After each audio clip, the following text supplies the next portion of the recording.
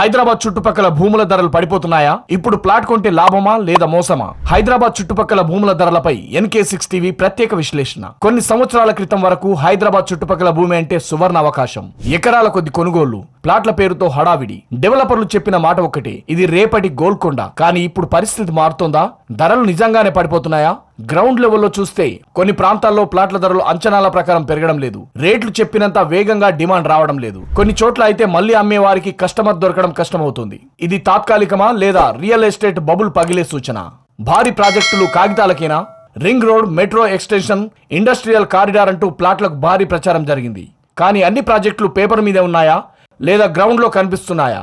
Project ఆలస్యమైతే ధరలు ఎలా పెరుగుతాయి? మధ్యతరగతి పెట్టుబడిదారుని టెన్షన్.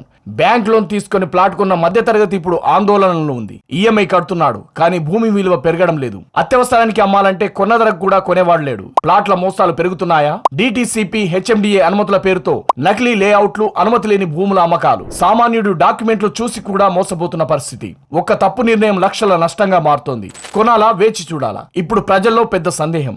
ఈ సమయంలో ప్లాట్ కొనడం మంచిదా? నిపుణులు చెప్పేది ఒకటే, హడావిడి మాటలు నమ్మొద్దు. ప్రాజెక్టు వాస్తవంగా ఉందో లేదో చూడాలి. రిజిస్ట్రేషన్, అనుమతులు క్లియర్ గా ఉండాలి. లేదంటే పెట్టుబడి భవిష్యత్తులో భారం కావచ్చు.